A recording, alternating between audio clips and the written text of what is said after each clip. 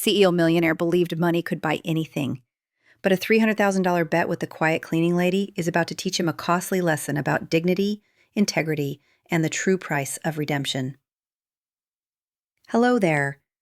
We've prepared a special story for you today, and I hope it brings you a little joy. And it would be a joy to receive a greeting back from your city in the comments. Where are you listening from?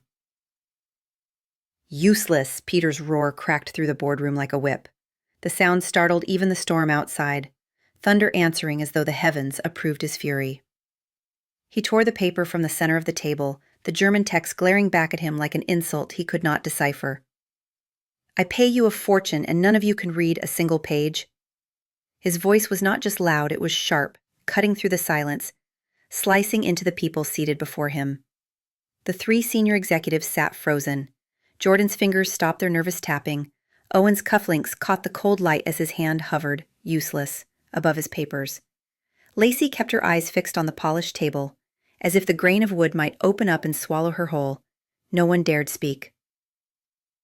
The boardroom, with all its gleaming marble and glass, had been designed to impress, to intimidate.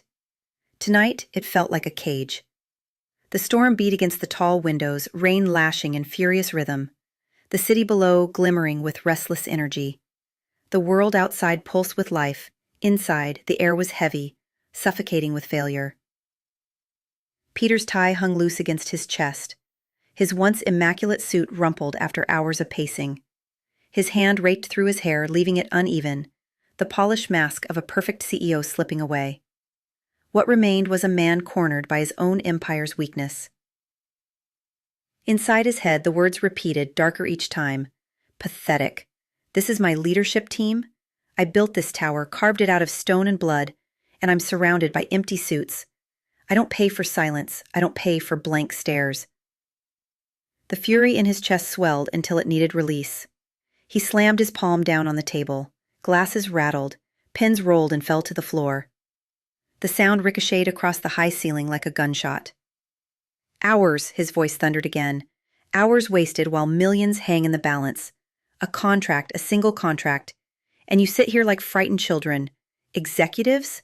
He sneered the word. Your liabilities wearing suits. The storm answered with a violent gust, the windows trembling in their frames. For a breath, Peter stood still, his chest rising and falling, his jaw locked. Then his pride, his arrogance, those twin pillars that carried him through boardrooms and hostile takeovers, drove him to push further. He needed control. He needed dominance. He needed them to feel small. He yanked the contract up, waving it like a banner of their defeat. Fine, if none of you can manage what I pay you to do, then hear this. I'll pay the entire month's salary, $300,000, to anyone in this building who can translate this, tonight, right here, right now. The words reverberated against the walls, reckless, arrogant, a challenge hurled into the void. For a moment, even the storm seemed to hold its breath. Jordan's face paled, his mouth opening, closing, then falling silent again. Owen stared, blinking hard, as though he hadn't heard correctly. Lacey's nails dug into her notebook, but still she did not lift her eyes. No one moved. The contract slipped slightly in Peter's hand, the paper softening under his grip. He straightened, letting his anger fuel him, letting his disdain cloak the unease clawing at the edges of his chest. Let them see who rules this tower. Let them feel how useless they are without me. But the silence did not bend. It thickened. It pressed back against him, filling the grand room with its own weight. His words, meant to dominate, now echoed hollow, bouncing back with no answer. And in that echo, a thought he would never speak aloud crept forward. Is this it? My empire of glass and steel, built on cowards? He swallowed hard, his expression unchanged, but the hollowness expanded inside him. He had wealth, he had power, he had everything a man could want, and yet, at that moment, he stood surrounded by failure, shouting into emptiness. The storm outside cracked with a jagged bolt of lightning, flooding the boardroom in white light for a heartbeat. His reflection stared back at him in the glass wall, disheveled, furious, a man fighting shadows. For the first time tonight, The reflection unsettled him. Still, he would not admit it. Pride demanded silence. He tightened his grip on the contract, as though clenching it could erase the weakness of the room. $300,000, one night, an impossible dare. The storm raged on, indifferent. The city glowed, pulsing with life he could not touch. And Peter Lewis, king of this tower, master of contracts and millions, stood alone at the head of the table, his challenge unanswered, his fury suspended in the air. Waiting for someone, anyone, to step forward, for fate to answer. Silence. The storm outside rattled against the glass, but inside, not a soul stirred. Peter's words still hung in the air, his $300,000 dare echoing in every corner of the grand boardroom. Jordan's lips pressed thin, Owen's eyes darted to the door, Lacey's nails carved faint grooves into her notebook. No one moved.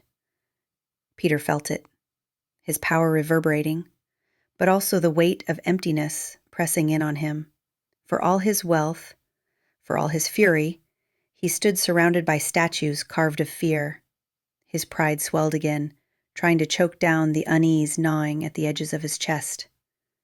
Then, from the far end of the room, a sound, the faint squeak of wheels, slow, unhurried.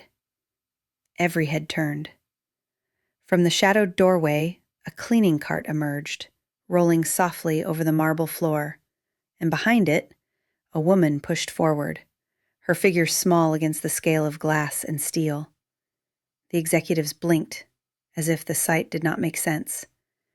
The janitorial uniform, the dark braid pulled tight at the back of her head, the simple sneakers, the details were ordinary, but the way she moved was not.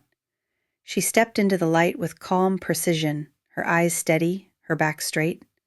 The storm outside flashed white for an instant, and in that brief glare, she looked less like an intruder and more like someone fate itself had summoned. Her voice came then, breaking the tension. I can translate it. Not loud, not timid, just steady, calm, unshaken. The room froze again, but differently this time. Every gaze locked onto her. Peter narrowed his eyes. His instinct, honed by years of boardroom battles, was to dismiss her, immediately. A janitor? Impossible. His pride whispered, she's nothing, a distraction, another waste of time. But something in the tone of her voice stopped him, a stillness beneath the words, a certainty that no executive in the room had shown all night. He gestured sharply, almost mocking. Fine, show me. She did not flinch. She stepped closer, her sneakers silent on the marble. She took the contract from his hand with a composure that unsettled him. Not deference, not fear, only resolve. She scanned the page, her eyes moving quickly, unhurried yet assured.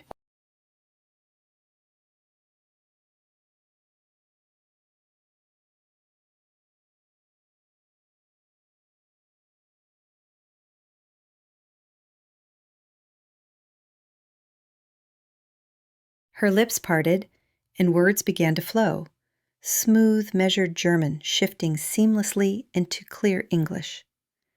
The room seemed to lean in, breaths caught, as if none of them had expected the human voice to hold such precision. Legal phrasing, archaic terms, phrases sharp as blades. She translated them all with ease. Each sentence rolled off her tongue as though the text were not foreign ink, but a familiar story she had known all her life. Peter watched. Something in him bristled at the sight. He wanted to be angry that a janitor of all people could do what his executives could not. But beneath that anger, something unexpected stirred. How? How does she know this? Not hesitation, not guessing. She knows every word. And she isn't afraid. Not of me, not of this room. Who is she? The storm outside pounded harder, as though competing with her voice, but it could not drown her out. Her words held steady, each one a strike against the silence that had choked the room before. And then, as swiftly as she had begun, she finished. She placed the paper back on the table, her hands steady. Her gaze lifted, meeting Peter's directly. There was no fear in her eyes, no pleading, no humility, only quiet conviction. "Mr. Lewis," she said evenly, "I've completed the translation. I'll expect you to honor your word." The executives exchanged stunned glances. Jordan muttered something under his breath.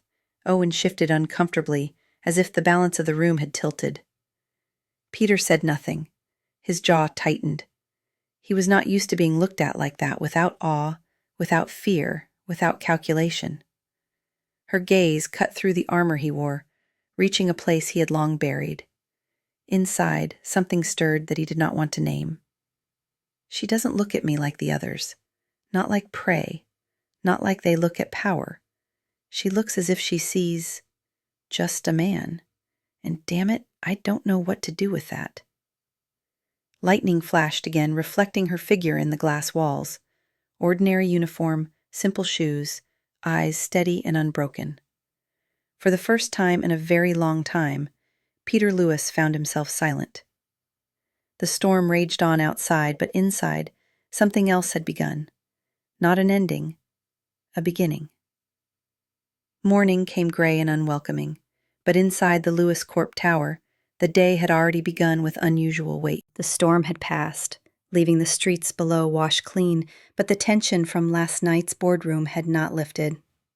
Peter sat at his desk, a wide expanse of polished oak overlooking the skyline. His office was designed like a throne room, walls of glass, bookshelves lined with leather-bound volumes no one touched, a desk large enough to remind any visitor where the power sat. Yet the memory of that janitor's calm voice lingered in the air like smoke. Amelia Howard. That was the name written on the employee roster he'd pulled up. Custodial staff. Part-time. Forgettable, at least she should have been. And yet her voice replayed in his head, the certainty with which she had cut through a room of silence. He leaned back in his chair, fingers drumming the armrest. She walked in like the storm had chosen her. No fear, no hesitation, and she dared look me in the eye as if my challenge meant nothing more than a simple transaction. A knock at the door, sharp, measured. "Enter," Peter commanded. The door opened, and there she was. No longer in uniform, but still plain. A dark sweater, pressed slacks, her hair tied neatly. She held herself with the same composure as before, rolling her shoulders back, eyes steady. Peter gestured toward the chair opposite him. "Sit." She did, wordless, her movements calm. He slid a check across the desk, the amount written bold and undeniable. $300,000. Alongside it, a crisp folder, legal, precise. "A non-disclosure agreement," Peter said coolly. "Standard procedure. Sign it and the money is yours. No one needs to know about last night." For a moment, silence again. Amelia's eyes dropped to the papers, scanning quickly, her brow lifting slightly. Then she looked up, meeting his gaze with that same disarming steadiness. "No," she said simply. Peter's eyes narrowed. "Excuse me?" Her voice did not rise, did not falter. "You gave your word, Mr. Lewis. A public promise in front of witnesses. Payment for work completed. I don't need to sign away my silence to receive what you already owe me." A muscle tightened in his jaw, defiance. From her. She should be grateful. She should be scrambling for the money, eager to bind herself to whatever terms I set. But she isn't. She's negotiating. He leaned forward, voice low. "Do you understand what you're refusing? That money could change your life." "I'm aware," she replied evenly, "and I'll take it, because you promised. But not with conditions you invented after the fact. I'm not here to bargain my dignity for a paycheck." The words struck sharper than he expected. For a man used to control, to watching people bend to his contracts and signatures, her calm resistance unsettled him. He slid the folder back toward himself, testing her. "You'll regret this." Her eyes flicked briefly to the other stack of documents on his desk. Not last night's contract, something else. She leaned forward, her gaze sharp. "You know this clause here?" She tapped the corner of a merger agreement, lying half-buried under other papers. "It contradicts subsection 11. It makes the contract voidable if challenged in court." Peter's breath stilled. His own legal team had reviewed that file. No one had caught it, no one. And yet this woman, this janitor, had spotted it in seconds. His thoughts spiraled. Impossible. She isn't just fluent in German, she knows law. She reads contracts like she's lived inside them. Who is she? Outwardly he kept his composure, though the weight of surprise pressed against his pride. "You read too much." "I read enough," she said softly. Her tone was not arrogant, it was factual, firm. She stood then, sliding the check back toward him. "Send it directly to my account, as promised. I won't sign your silence." She turned to leave, calm as when she had entered. Peter sat unmoving, the check still on the desk, his pride warring with a new sensation he had not expected: curiosity. He should have been furious at her insolence, and yet beneath the irritation he felt something else: respect. She isn't afraid of me. She sees me clearly, maybe more clearly than anyone has in years. And she isn't just another opportunist. She knows things. She sees things. Damn it, she intrigues me. As the door clicked shut behind her, Peter leaned back, staring at the empty space she left behind. The storm outside had passed, but inside him a new one was gathering, quieter, sharper, harder to ignore. For the first time in a long time, Peter Lewis was curious, and Peter Lewis hated curiosity. It started quietly. A file here, a document there. At first it might have looked like chance, that Amelia happened to be available, that her skills filled a gap in the moment. But as the days passed, it became undeniable. Peter was giving her work no one else in the company seemed able to handle. And she handled it flawlessly. Contracts arrived on his desk in multiple languages, dense, technical, the kind of papers that usually sent his executives scrambling for outside consultants. Amelia read them without hesitation, her pencil moving quickly, her notes precise. She didn't just translate words, she explained context, pointed out loopholes, predicted where foreign partners might exploit vague phrasing. Peter would watch her from behind his desk, pretending to skim something else, while inwardly measuring each call movement. She isn't simply smart. She's sharp in ways that matter, practical, exact. She cuts through the fog while my so-called leaders choke on it. For the first time in years, he felt the rarest thing in his empire: competence he didn't have to demand. But the others noticed too. One afternoon, Peter left his office early for a meeting downstairs.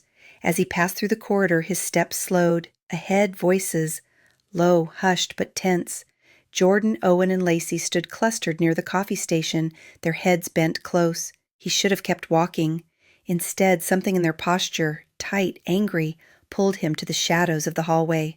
"She's a janitor," Jordan hissed. His voice was sharp with disdain. "A janitor, and he's feeding her documents meant for us." "She's not just cleaning floors anymore," Owen muttered. "She's in his office every day now. Do you realize what that looks like if word gets out?" Lacey cut in, her whisper harsh. "It's worse than optics. She's dangerous. She spots things none of us did. That means she's digging, reading files above her clearance. What if she leaks something? What if she uses it against us?" Jordan scoffed. "Or maybe she's using him. Look at her. Plain uniform, tragic little backstory probably. He's not the type to care about women like that. But still, $300,000 for one night's work? Tell me that's not a gold digger's dream." Peter's jaw clenched. He stood in the shadowed hallway listening, the storm of anger rising in him, not at Amelia, but at them. So this is what they think, that competence is a threat, that integrity is manipulation. They're not worried about her, they're worried about themselves. cowards clinging to their comfort, terrified of someone smarter who doesn't wear their expensive suits. Lacey's voice dropped lower. If he keeps this up, she'll replace us. Maybe not in title, but in influence. He listens to her. You've seen it. Silence followed, heavy, damning. Peter stepped forward then, his shoes striking the marble sharply. The three of them jerked upright, eyes wide, caught like children in a lie. He didn't stop walking. He passed them, his face carved in stone, but he saw the fear flicker in their expressions. They knew he had heard enough. Back in his office, he closed the door, the echo of their whispers still in his head.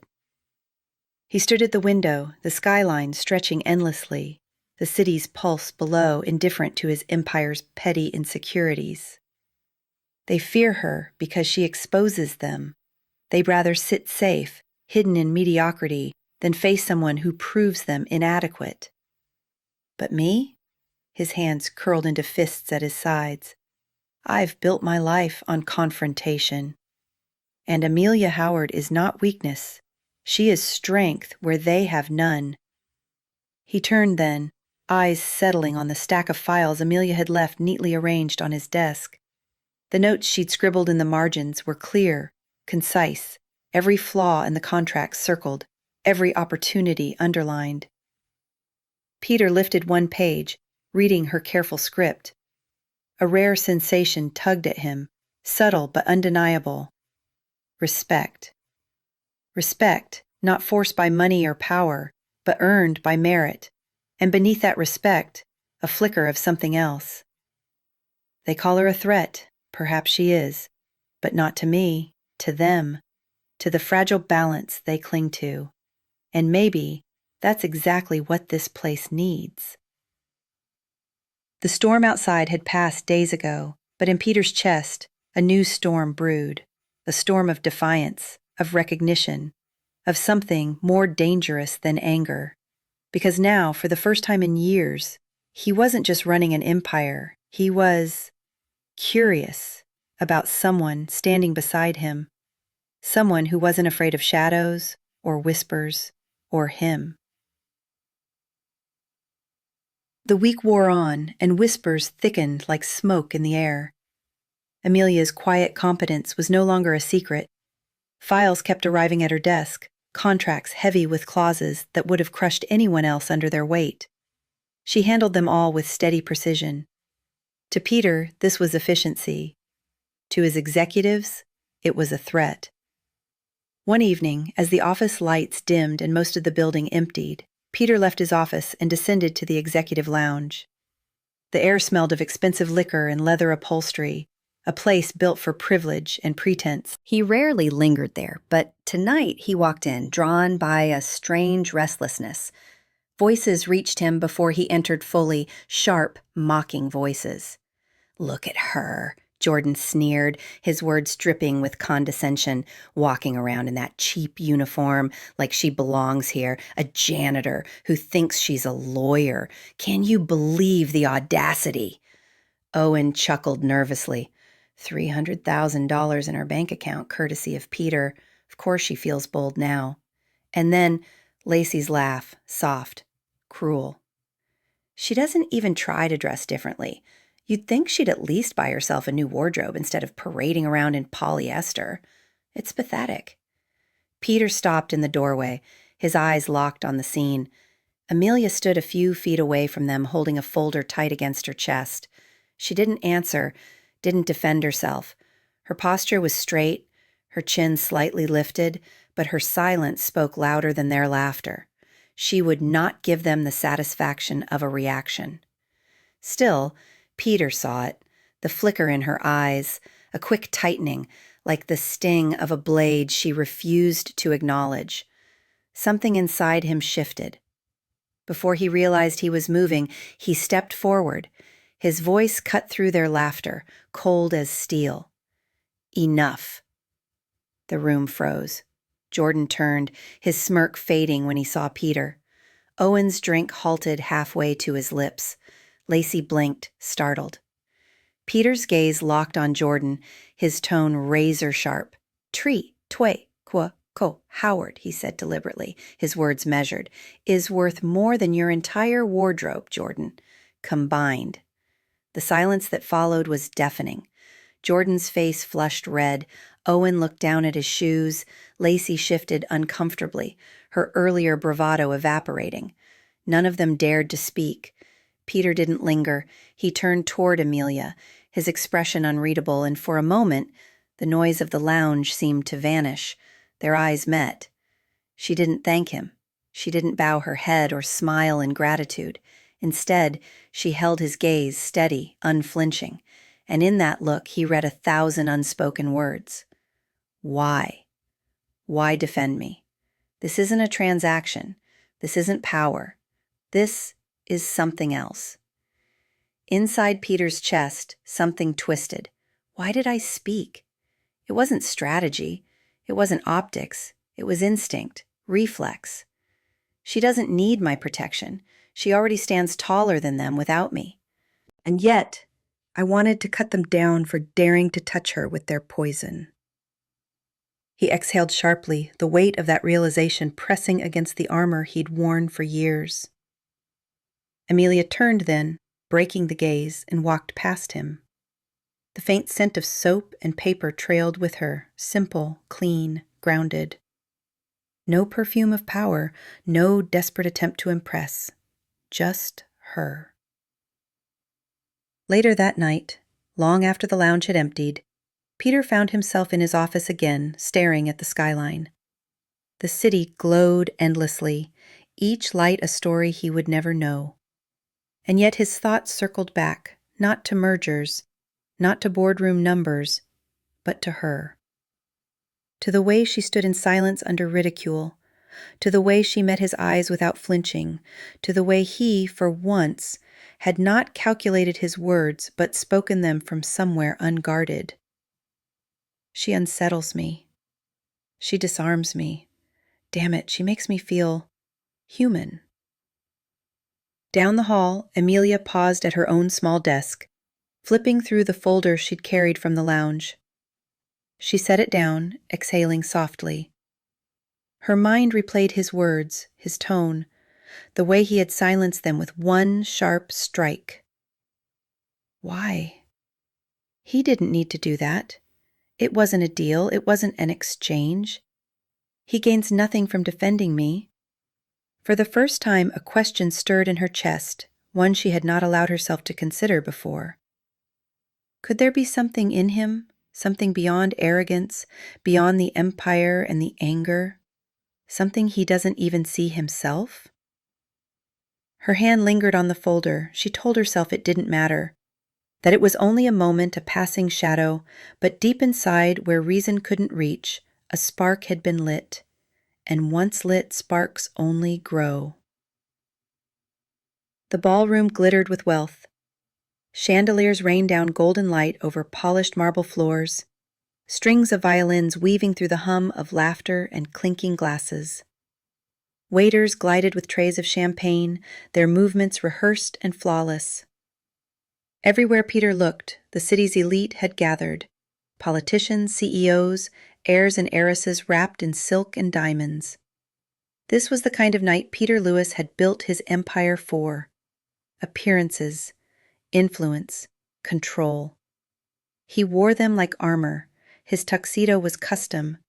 Sharp lines draped in subtle power, a silver watch gleaming at his wrist. He moved through the crowd like a man who owned the ground beneath their feet. And yet, at his side, there was someone who made the crowd falter. Amelia Howard. Not in uniform tonight. She wore a simple black dress, modest by society standards, but on her it was striking. No sequins, no jewels, only clean lines and quiet grace. Her hair framed her face in soft waves, and her eyes, steady and unyielding, gave nothing away. Peter had invited her as his special advisor. That was the word he used, calculated to raise eyebrows without giving answers. Whispers followed them as they crossed the room, speculation buzzing like bees. Who was she? Where had she come from? Peter caught the glances, the murmurs. He almost enjoyed them. Let them wonder. Let them choke on their curiosity. None of them had the courage to ask me directly. But beneath his controlled exterior, something else stirred, a sense he hadn't felt in years. Pride. Not the hollow pride of wealth, but a deeper one, sparked by the way Amelia carried herself. She was not dazzled, not cowed. She walked beside him as though she belonged, not because of him, but because she refused to see herself as less. He stole a glance at her. Every mask I've ever worn is made of arrogance, power, intimidation, but hers is composure, and somehow it's stronger than mine. The night flowed with speeches and pledges, champagne and applause. Peter played his role, shaking hands, delivering clipped compliments, his smile sharp but empty. Beside him, Amelia observed silently, eyes scanning, her expression unreadable. Then, midway through the evening, a new voice cut through the music. Well, if it isn't Amelia Howard. The name was spoken loudly, deliberately. Heads turned, Peter froze. From across the room, a tall man approached, Robert Hall, CEO of a rival conglomerate. His suit was impeccable, his smile sharp as a blade. He moved with the confidence of someone used to dominating every conversation he entered. Amelia's body stiffened. For the first time since he'd known her, Peter saw the mask falter. Just a flicker. Her breath caught, her eyes narrowing, but it was enough. Robert's grin widened. He extended a hand, but his voice carried louder than politeness required. "I never thought I'd see you here. Not after what happened." The crowd leaned closer, curiosity ignited. Champagne flutes hovered mid-air, conversations stalled. Peter's eyes sharpened. What happened? What is he talking about? Robert's tone dripped with mockery. "A scandal like that usually buries a career forever. I suppose you found creative ways to resurface." Amelia's fingers tightened around her clutch. She lifted her chin, her voice calm but cool. "Good evening, Mr. Hall." Nothing more. But Robert chuckled, savoring the tension. "Oh, don't be shy. Surely these fine people deserve to know how a translator brought down an entire deal, how her mistakes nearly cost us millions. Some of us were surprised you even showed your face again." The whispers swelled like a tide. Peter's pulse hammered. His instinct was to snap, to silence Robert with the weight of his name. But he held himself still, watching Amelia. She stood rooted, her posture unbroken. Her eyes met Robert's with steady fire, though Peter caught it, the pain flickering deep, quickly buried. She would not defend herself, not here, not on his stage. Inside Peter's chest, anger surged hot. He enjoys this. He's parading her past like a trophy. But why does it cut me? Why do I care? The violins played on, awkward now, straining against the sudden heaviness in the air. Robert lingered, clearly savoring the discomfort he'd sown. He clapped Peter on the shoulder, his grin too wide. "Good luck with this one, Lewis. She has a reputation." With that, he melted back into the crowd, leaving a trail of whispers behind him. Peter's jaw locked, his hand tightening into a fist at his side. He turned to Amelia, but her gaze had already shifted away. She looked past him, past the chandeliers and the glittering crowd, her mask sliding back into place, cold, controlled, untouchable. But Peter had seen it, the flicker, the wound. And, for the first time, he realized he didn't just want to know her competence, he wanted to know her past, even if it meant shattering the perfect mask she wore.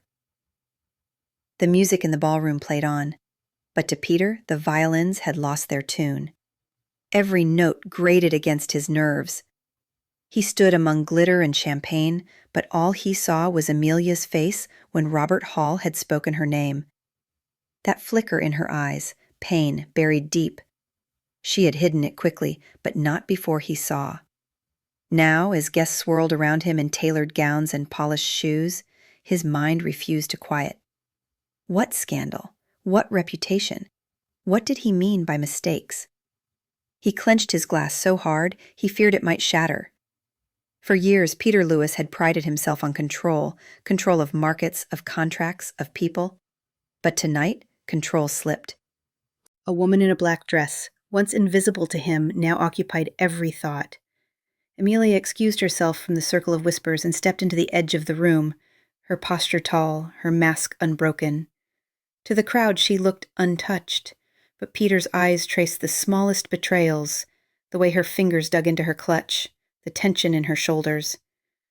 He wanted to demand answers, yet something in him warned, not here, not like this. Still, the night had other plans. "Louis!" A voice called from behind, friendly, careless. Peter turned. One of his potential partners, a rotund man with flushed cheeks and a booming laugh, clapped him on the arm. "I saw you speaking with Hall just now. Dangerous company, that one." Peter forced a thin smile. "What do you mean?" The man leaned closer, his breath thick with wine. "You don't know? His firm was tangled in a money laundering scandal a few years back. Nasty business. They needed a scapegoat, of course. Found themselves a young translator on the payroll, some woman, I forget her name. They pinned it all on her. Clever way to bury the trail." Peter's world slowed. A scapegoat. A translator. The man's laugh rumbled on. "Cost her everything, I heard. Hall walked away untouched, of course. That's how the game works, eh?" He wandered off, unconcerned, leaving Peter frozen in place. The chandeliers sparkled above him. Glasses clinked, laughter swelled again. But inside Peter, a silence roared louder than the music. Amelia. The name struck like a blow. His mind replayed every moment since she stepped out of the shadows that night. Her refusal to bow, her precision with contracts, her calm under ridicule, and now this truth. She hadn't just appeared in his world, by chance. She had been cast out of another, crushed under the weight of someone else's corruption, and he, Peter Lewis, had nearly shaken hands with the very man who destroyed her. His chest tightened, pride, anger, shame, all colliding at once. "I am no better than Hall. I sit in rooms with men like him. I deal in their currency. I profit from their games. And she is the one who bore the cost." He turned his gaze back to Amelia. She stood alone near the balcony doors, the city lights framing her silhouette. Strong, dignified, but now he knew what that strength was forged from: exile, betrayal, survival. For the first time in his life, Peter felt his arrogance fracture. "I thought I was the master of this empire, untouchable, but I've been blind.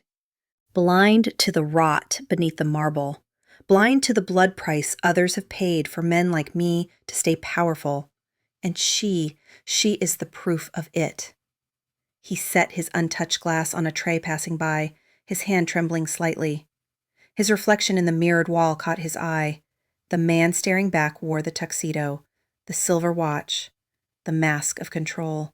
But beneath it, emptiness, guilt, the faintest crack of doubt. And doubt, once born, spreads quickly. The music swelled into a crescendo. Guests applauded. Laughter rebounded off marble. But for Peter Lewis, the world had shifted. No amount of wealth could shield him from this truth. He was standing on the same side as the men who had broken her.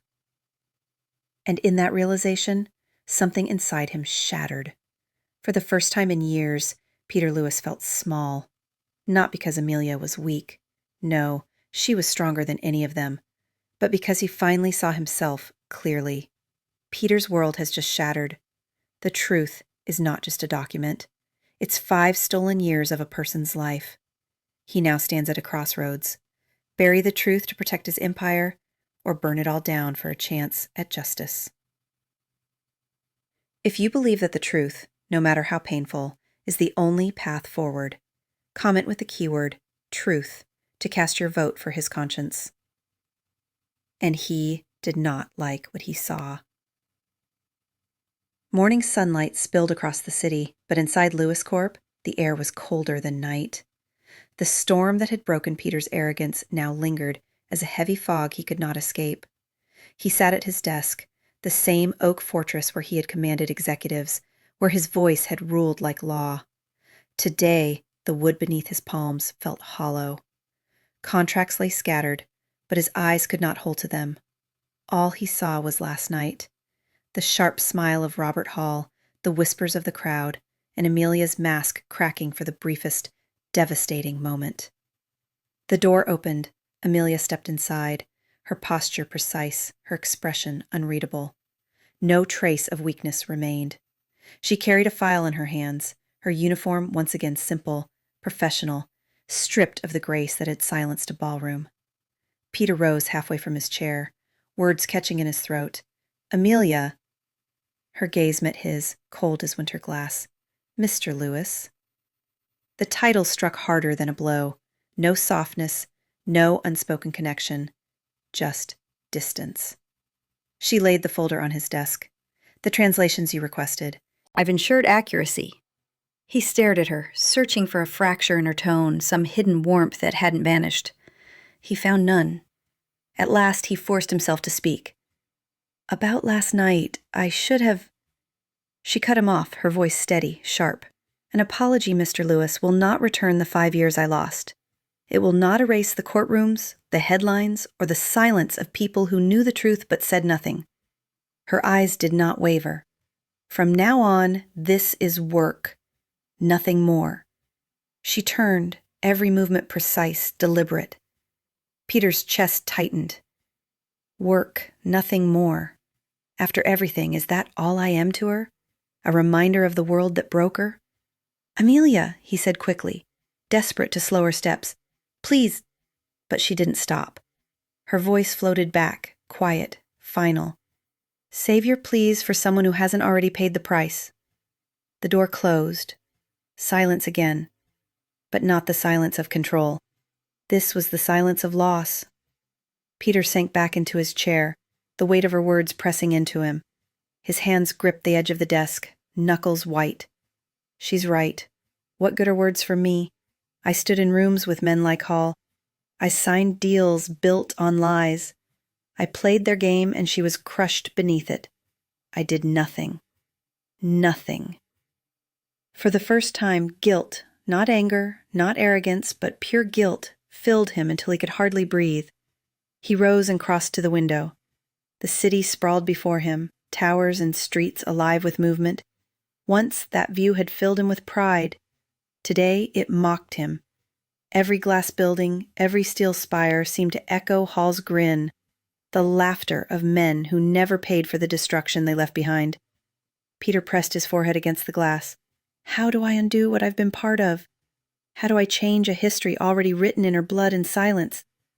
But no answer came. Only the faint reflection of a man who no longer recognized himself. Behind him, the office felt vast, empty. The silence stretched, thick and merciless. Amelia's absence was sharper than any insult, heavier than any failure. And in that emptiness, Peter Lewis, once master of every deal, every contract, understood a truth he could not ignore. Control was gone, pride was gone. What remained was the weight of his guilt, and a wall of ice he did not know how to break. The message came just after 10 in the morning. Emergency board session, attendance required. No explanation, no courtesy. Peter had been through enough of them to know the script. When power wanted to wound, it always hid behind formality. The conference room was already crowded when he entered. Floor-to-ceiling glass flooded the space with city light, but the long mahogany table felt more like a courtroom bench than a seat of collaboration. Directors in dark suits sat aligned like carved figures, their expressions polite masks, stretched thin over suspicion. Jordan occupied a central chair, leaning forward, hands folded as if he had been waiting all morning to deliver the blade. Owen leafed through papers he didn't need. Lacey's gaze lingered on the skyline, but her posture was sharp with readiness. Peter took his place at the head. No one spoke until the board chair, a man with a voice like polished marble, cleared his throat. "Mr. Lewis," he began, each syllable carefully sanded, "this company is under scrutiny." He tapped a stack of printouts, headlines, blogs, a blur of speculation seeded by last night's gala. "We are receiving inquiries, questions about your choice of advisor." The word advisor dripped with disdain. Peter said nothing. Jordan leaned in, his smile soft, his tone sharp. "You paraded Amelia Howard in front of donors and partners. You allowed Robert Hall the opportunity to resurface a questionable history. Now people are whispering about judgment, about stability. If you can't see the danger, the rest of us do. A director across the table spoke, her voice low, reasonable, always reasonable. This is not about truth or fairness. It is about exposure. The public does not separate rumor from fact. Neither do markets. She slid a document forward. Our recommendation is simple. Terminate Miss Howard's employment immediately. The words landed heavy. Peter's jaw tightened. There it is, their solution, neat and bloodless. Cut her out. Pretend last night never happened. Sacrifice the one honest mind in this building for the illusion of safety. Lacey adjusted her glasses, finally looking at him directly. We understand she is talented, but she is also a liability. If her name continues to circulate, if the press uncovers more, we all suffer. You must act decisively, for the brand, for the shareholders, for everyone in this room. The phrase "for everyone in this room" rang in his ears like an accusation. A silence settled. Outside the city pulsed on, cars threading through morning traffic, skyscrapers gleaming indifferently. Inside, the weight pressed against him, suffocating. Peter leaned back, his fingers steepled. This is the moment. The expected path is clear. Sign the order, issue the statement. Let her fall again, like before, like last time, when men like Hall cast her into ruin. That is how the game is played. But if I do it, I prove myself no different from them, and perhaps I never was. The board chair's voice broke his thought. Peter, we need your assurance, today. He looked at the document slid before him. Corporate phrasing already drafted, gratitude for her contributions, acknowledgement of her temporary role, the careful separation of her name from the company. A single signature, a flick of the pen, and Amelia would be erased. His hand hovered above the page. Memories crashed against him, her voice that first night. I can translate it. Steady, fearless, her defiance in his office. I won't sign your silence. Her dignity and her ridicule, standing taller while others laughed. Her eyes last night, burning with pain she refused to show. Peter dropped his hand, closing it into a fist. He looked around the table. You want me to discard the most capable person in this building? Not because she failed, not because she lied, but because you are afraid of shadows and whispers. The director shifted. Jordan's smirk faltered. Peter's voice sharpened. She is not the liability here. Fear is. Cowardice is. You think cutting her away will save you? It will not. It will only prove that this company values comfort over truth. The board chair's expression hardened. Are you refusing a directive from this body? Peter stood. His chair scraped back against the floor, the sound slicing through the silence. I will not fire her. If you want a signature, it will not be mine. Gasps rippled, hushed but sharp. The weight of his defiance hung heavy in the room. Jordan spoke at last, his voice low, dangerous. Then understand the cost. You may protect her, Peter, but who will protect you when this board turns against you? Peter met his gaze. For once, there was no mask of arrogance, no armor of pride. Only clarity. If the price of truth is my position, then so be it. He turned toward the door, the city's lights spilling across his shoulders as he walked away. Behind him, the board erupted into whispers. Ahead of him, silence stretched, cold but clean. For the first time, Peter Lewis felt what it meant to choose integrity. Not as a performance, not as leverage, but as a cost he was willing to bear. And though the company trembled behind him, he carried with him the one truth that mattered. He would not betray her again. The boardroom felt colder than usual.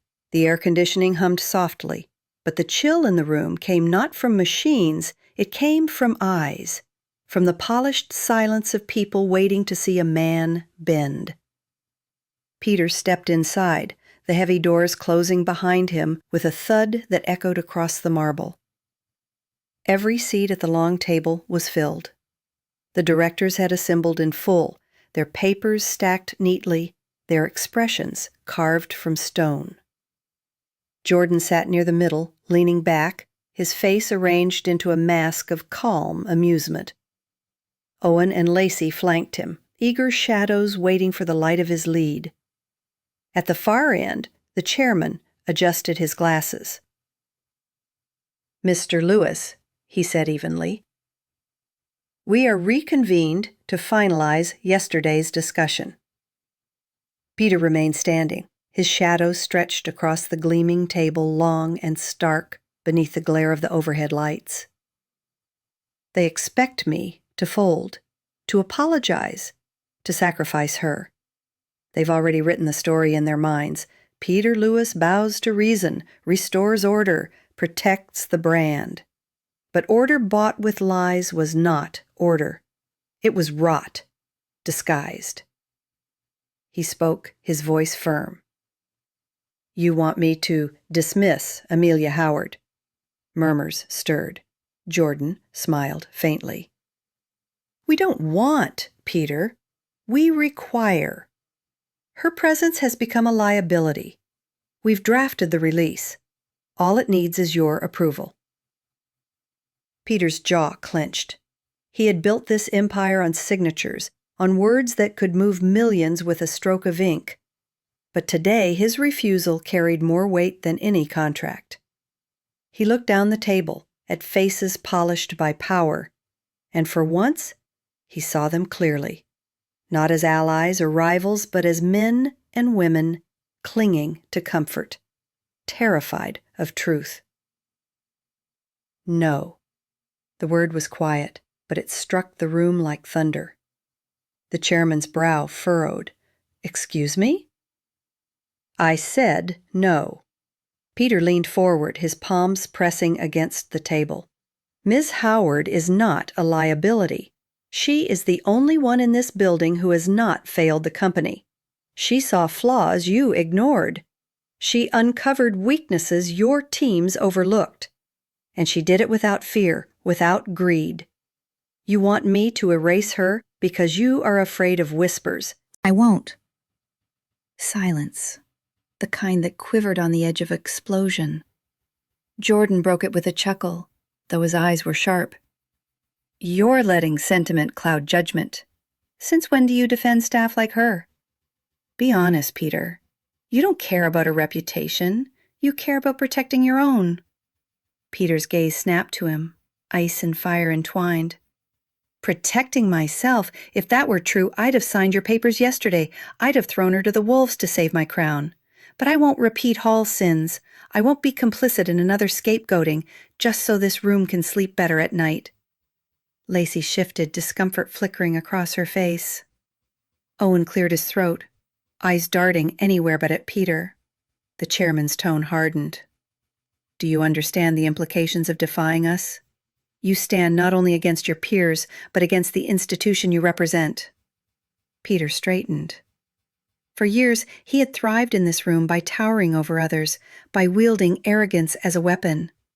But now his stance was different, not inflated by ego, but anchored in conviction. "I understand perfectly," he said, "and I will tell you this. The real danger to this institution is not Amelia Howard. It's the rot that comes from silencing truth. If you force me to choose between protecting her and protecting this chair—" He reached down, unfastened the sleek badge clipped to his jacket, and laid it flat on the table. "Then take the chair." A gasp rippled through the room. The badge gleamed under the lights, a quiet rebellion more damning than any shout. Peter's thoughts churned, but his voice stayed steady. "This is the line. Cross it, and I become them. Hold it, and I may lose everything else, but at least I will not lose myself." He pushed the badge closer toward the chairman. "Decide what matters more, truth or optics. But know this, if you discard her, you discard me. And if you discard me, you lose the only leader willing to stand on something real." The silence stretched long, heavy, suffocating. No one dared speak. Papers sat untouched, pens idle. The city glittered beyond the glass walls, a reminder of the world watching, waiting. At last, Peter stepped back, his hands no longer shaking. He left the badge on the table, turned, and walked toward the doors. "Thank you." Each step echoed in the chamber like a verdict already delivered. The doors closed behind him, shutting out the whispers that rose in his wake. For the first time in years, Peter felt stripped bare of titles, armor, masks.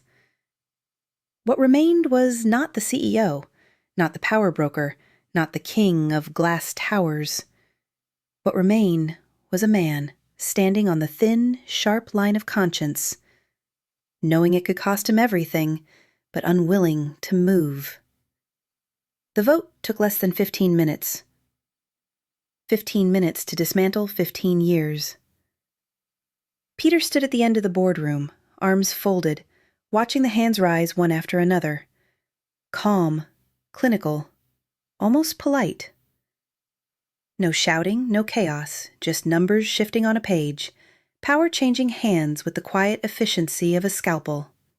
By majority decision, the chairman announced, his voice smooth as polished stone, Peter Lewis is hereby suspended from his duties as Chief Executive Officer of Lewis Corporation, effective immediately. The words floated into the air like ash. For a moment, no one moved. The directors sat stiff in their seats, pens aligned neatly, eyes avoiding his. Jordan, of course, allowed himself a small smile, the kind a man wears when a plan long nurtured finally blossoms.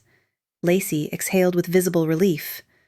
Owen fiddled with his cufflinks as if he'd just signed a death warrant but wanted his sleeves to look proper doing it. Peter listened, but he did not feel anger, not the consuming rage that once defined him. Instead, he felt a curious lightness, as though the weight of his empire had been sliding from his shoulders all along, and only now did he notice it was gone. The chairman continued, "Your responsibilities will be transferred to interim leadership until a permanent successor is appointed. Security will need your credentials." Peter reached for the badge clipped to his jacket. The small piece of plastic, embedded with codes and authority, had once been a key to every door in this tower. He held it between his fingers, staring for a long moment at its gleam. "This badge is not me. It never was. It was only the costume I wore to keep the world from seeing the hollowness beneath." He placed it on the table, gently, without ceremony. The sound was soft, but it carried through the silence like a gavel. No one met his eyes. He straightened his jacket and smoothed the cuff of his shirt. His movements were slow, deliberate, strangely ceremonial, as if undressing from a role he no longer wished to play. When he spoke, his voice was calm, stripped of arrogance. "So, this is how it ends. Not with a scandal, not with a fight, just signatures and silence." He looked down the line of directors, his gaze steady. "Remember this moment. You think you've protected the company, but what you've really done is reveal yourselves. Cowards, dressed as custodians."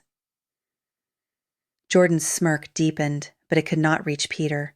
Not anymore. Peter turned toward the door. His shoes echoed against the marble, each step unhurried. He felt the eyes on his back, but not their power. Outside the glass walls, the city stretched endlessly, indifferent to his fall. Towers still glistened, traffic still pulsed, the world still moved. His empire had never been as permanent as he pretended. As he reached the doorway, he allowed himself a final thought. It's over. But maybe that's not loss. Maybe that's release. He pushed open the door and stepped into the corridor. The hush of the boardroom fell away, replaced by the low hum of the building, the distant ring of phones, the shuffle of papers, the rhythm of work continuing as though nothing had changed. Employees passed him without pause, nodding politely, unaware or unconcerned that the man who had ruled their tower for years was now just another figure walking the hall. For the first time in his life, Peter Lewis walked through his company without command. And instead of shame, he felt something else stirring. Relief. It was not triumph. It was not peace. But it was freedom. Raw, and startling. Freedom from masks, from endless performance, from the crushing weight of control. In losing everything, he had gained the only thing he had not expected, the possibility of becoming someone new. He reached the elevator, pressed the button, and waited. His reflection stared back at him in the steel doors, tired, stripped of titles, but not broken. Not yet. When the doors opened, he stepped inside without looking back. The empire remained behind him. Ahead lay something else, something uncertain, something dangerous. But for the first time in years, uncertainty did not terrify him. It felt like hope. The news of Peter's suspension spread through the tower with the efficiency of gossip. Employees whispered by the elevators, headlines rippled across business blogs, and competitors sharpened their knives in quiet celebration. But Amelia did not linger on the spectacle. For her, the world narrowed to her desk, her work and the echo of his words. From now on, this is work, nothing more. She had meant them when she said it. And yet, as she sorted through files and translations in the days after the board's vote, she found herself unsettled, not by his arrogance, but by his silence. Peter Lewis had disappeared from the building. No meetings, no directives, no shadow in the corridor. For years his presence had filled every corner of Lewis Corp. Now there was only absence. Then came the letter. It arrived not in her inbox but in the hands of a courier, addressed to her by name. Inside was a note from a prominent human rights attorney. The lawyer wrote of new evidence that had surfaced in connection to her old case, evidence strong enough to reopen what had once been buried. Funding was secured. Documents had been delivered anonymously, records, bank transfers, testimonies that pointed not to her, but to Robert Hall's circle. And at the bottom, one line. A benefactor who wishes to remain unnamed asked me to reach out to you directly. Amelia's breath caught. She knew, instantly, instinctively, Peter. She sat back, the letter trembling in her hands. Memories returned in flashes. His refusal to fire her, the badge he laid on the boardroom table, the way he had walked out without looking back. He hadn't begged her forgiveness. He hadn't tried to plead his case again. Instead, he had acted, in silence, in shadow, using what remained of his power to give her back what had been stolen. He gave up everything, not to win me, not to save himself, to make it right. For the first time, her anger wavered. That night she walked home through the city streets, her thoughts tangled with the rhythm of traffic and neon. She had rebuilt herself once already, brick by brick, after the scandal Hall orchestrated. She had vowed never to trust men like Peter, men of glass towers and steel pride. And yet, here she was, holding proof that he had sacrificed the very thing that defined him, for her. In the quiet of her apartment, she unfolded the documents again. The evidence was thorough, meticulous. It bore the fingerprints of someone who had dug deep, who had risked reputation and connections to unearth what powerful men had buried. Her chest tightened. He's doing it. He's fighting in the dark where no one can see, where only I will know. That's not apology, that's penance. The next morning, Amelia found herself standing outside the office window of the human rights lawyer who had contacted her. She could see the team already at work, combing through files. For the first time in years, she felt a flicker of something dangerously close to hope. As she turned to leave, her reflection caught in the glass. Strong, upright, but different now. Not alone. She whispered to herself, barely audible, he really meant it. Meanwhile, across the city, Peter sat alone in a dim apartment, far from penthouses, far from boardrooms. The walls were bare, the furniture modest, the silence profound. A stack of files lay spread across his small kitchen table, lit only by a single lamp. His suit jacket hung discarded on a chair. His sleeves were rolled up. He looked less like a king and more like a soldier who had chosen his side too late, but was fighting anyway. His eyes burned from sleepless nights, but he kept turning pages, making calls, piecing together trails of corruption. Each note he compiled, each lead he forwarded, was a brick laid in her defense. He expected nothing in return, not a smile, not a glance, not forgiveness. And yet, as he leaned back and rubbed his temples, a strange calm settled over him. He was no longer defending himself, no longer playing to win. He was simply doing the one thing he should have done years ago, fighting for truth, for her. Amelia did not see him there in the half-light, working through the night, but she felt it, through the documents, through the silence, through the invisible weight lifted from her shoulders. And in that unseen space between them, something began to shift. Not forgiveness yet, but recognition. That redemption was not words spoken in daylight. It was labor done in the dark, unseen, unpraised. And Peter Lewis, for the first time in his life, was learning how to work in the shadows. Rain glazed the city that evening, streaking glass towers with silver lines. The streets shimmered in neon reflections, a restless glow that made every puddle look like a portal into another world. Amelia walked quickly, her umbrella steady above her, her mind louder than the storm around her. She had read the letters again, had held the evidence in her hands, the evidence Peter had dug up in silence. It was not just scraps.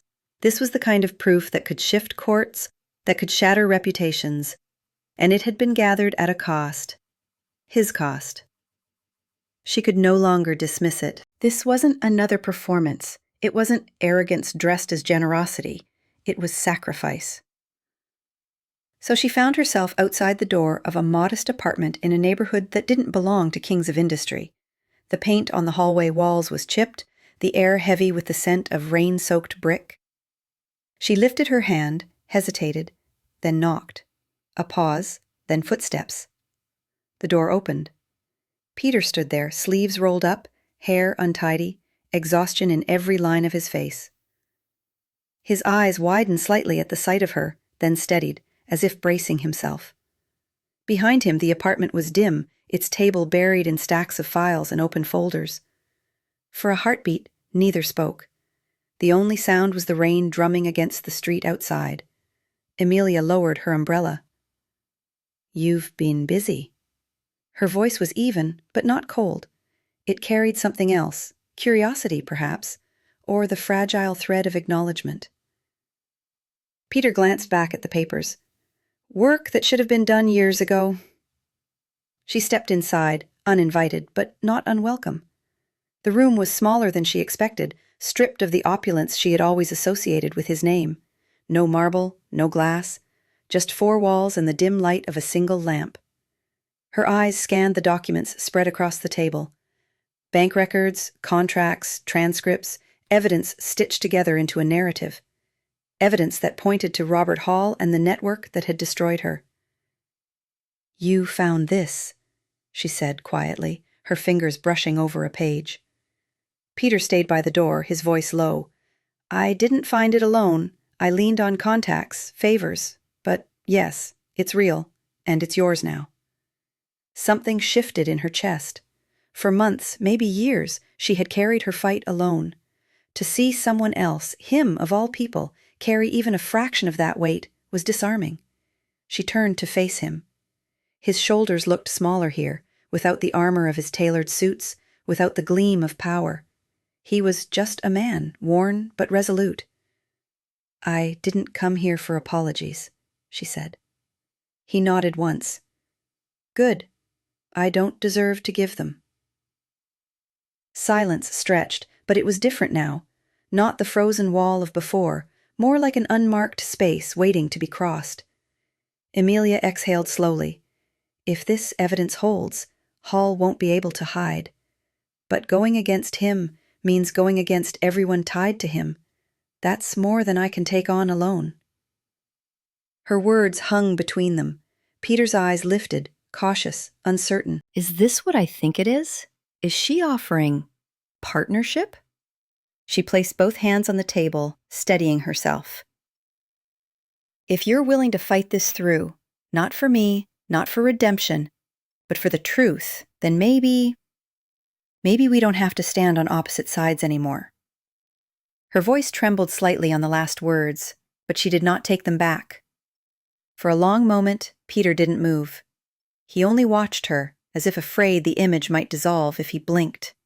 Then finally, he stepped closer, resting one hand on the back of a chair.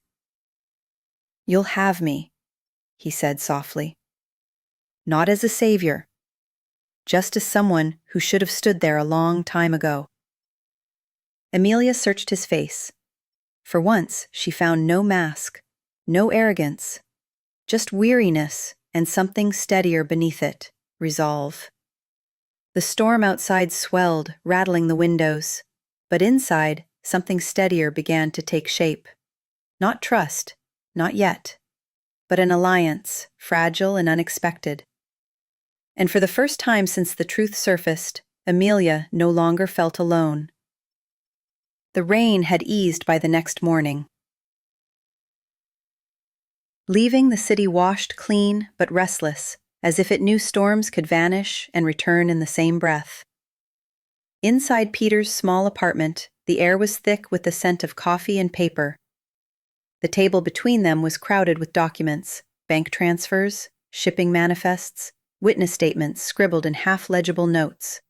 A battlefield laid out in ink. Amelia leaned forward, eyes scanning each sheet with the precision of someone who had learned not to trust first impressions. She had lived through lies printed in newspapers, contracts twisted to her ruin. Every word mattered now. Every detail could be the thread that unraveled Hall's empire. Peter sat across from her, shoulders hunched, unshaven. He looked nothing like the executive who once commanded glass towers. He looked like a man rebuilding himself from rubble, one page at a time. The silence between them wasn't hostile anymore, but it wasn't easy either. It was the silence of two people who carried different wounds, now forced to stitch them together into one cause. Amelia broke it first. "We can't attack Hall head-on. He has layers of protection, shell companies, loyalists, lawyers paid to twist the law until it snaps." She tapped a finger on a file. "But this transfer to Cayman accounts? If we follow the chain, it connects directly to his firm." Peter studied the paper. His mind, once trained to find loopholes for profit, now worked in reverse, searching for cracks to let truth seep in. "We'll need corroboration. Not just numbers, someone willing to testify." She gave a dry laugh. "You think anyone who survived his circle will risk speaking?" "Maybe not," Peter admitted, "but fear isn't unbreakable. I've seen men cling to silence until they're offered a lifeline. If we can protect them..." "Protect them?" Amelia's gaze lifted sharply. "I was one of them, and no one protected me." Her words cut deeper than she intended. The echo of her past still throbbed in her voice. She drew in a breath, steadied herself, then leaned back. "I'm not saying it's impossible. I'm saying don't build this on hope alone. We need strategy, cold, precise strategy." Peter nodded. He didn't argue. For once, he let her words stand. "She's right. Hope is what cowards hide behind. Strategy is what survivors demand." He shuffled through another stack of files. Hall's weakest point isn't the money. It's the people he stepped on to get it. Mid-level partners, assistants, accountants, people invisible enough to be discarded, but close enough to see the truth. If we can reach one of them... Amelia's eyes narrowed as she traced a name on a ledger. There, Marin Caldwell. She was Hall's compliance officer until 2 years ago. Resigned suddenly. Rumors said she had health issues. But look, she signed off on transfers she later refused to defend in court. That's not illness. That's conscience. The room went still. Both of them stared at the name, the faint trail of resistance buried in ink. Amelia whispered, "If she talks, it cracks the wall." Peter leaned closer, his voice low, deliberate. Then we find her, quietly. No threats, no pressure. We show her that what she feared wasn't in vain. Amelia looked at him, measuring. For the first time, she saw not just determination, but restraint. He wasn't trying to dominate the plan, wasn't reshaping it to serve his pride. He was listening. She nodded slowly. All right, we start with Marin. Peter exhaled, the first hint of relief in his posture. This is it. Not redemption, not yet, but a direction, a fight we can share. The day stretched long as they mapped paths, cross-checked records, and outlined steps. The table turned into a war chart, each folder a weapon, each name a possible ally or threat. Outside, the sun dipped lower, painting the skyline in amber. Amelia rubbed her temples, fatigue pressing against her focus, but she did not stop. For once, the work did not feel like chains, it felt like momentum. Peter watched her from across the cluttered battlefield. He remembered the first night he saw her in the ballroom, poised, unshaken. Now, across his kitchen table, she was sharper still, tempered by scars that had not broken her. In that moment, he realized something. He wasn't leading this fight. They both were, side by side.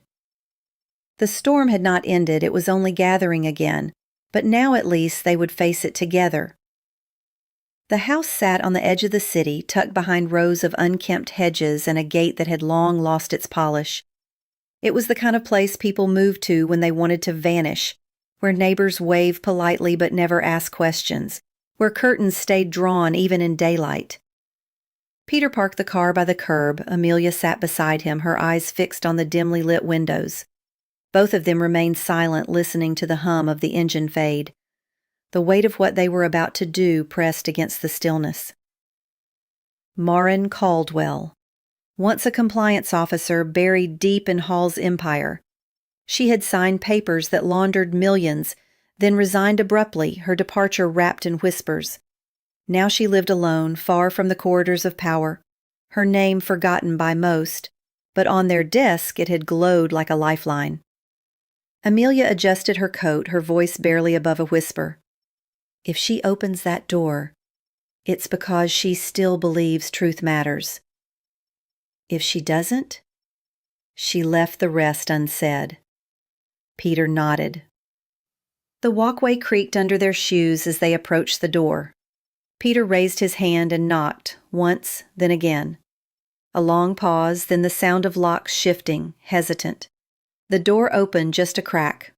Marin's face appeared in the narrow gap, older than her record suggested, her eyes sharp but rimmed with fatigue. She studied them with suspicion, as though expecting debt collectors, or worse. Amelia spoke gently. Miss Caldwell, we need to talk. Marin's brow furrowed. Who sent you? Peter shook his head. No one sent us. We came because of Hall. Because of what you know. The door stayed half closed. Silence thickened between them. Inside, the faint smell of stale coffee drifted out. The life of someone who had folded inward, keeping the world at bay. Marin's eyes flickered, a shadow of recognition crossing them. I don't know what you're talking about. Amelia stepped closer, lowering her voice. Yes, you do. You walked away, not because you were weak, but because you saw something you couldn't live with. That's why we're here, to make it mean something. The crack in the door widened slightly, enough to show hesitation, enough to show fear. Marin's gaze shifted to Peter, then back to Amelia. Hall has reach you can't imagine. People who talk don't stay safe. Her voice trembled, but beneath it there was steel. Steel bent under weight, but not broken. Peter's chest tightened. He remembered standing in that boardroom, feeling the cold hands of power close around his own throat. He knew what she meant. He knew the fear. He spoke slowly, evenly. I've already lost what he could take from me. But I haven't lost myself, and I won't stop until he's exposed. You don't owe me anything, but you owe yourself the chance to stop carrying his crimes on your back. Marin looked at him as if weighing every word, searching for the arrogance she expected. but she found none. The door opened a little wider, enough for them to see the cluttered living room behind her. Boxes stacked, curtains drawn, a lamp burning low. A life lived half in hiding. Amelia caught her breath. She's listening. Marin shook her head, her voice softer now.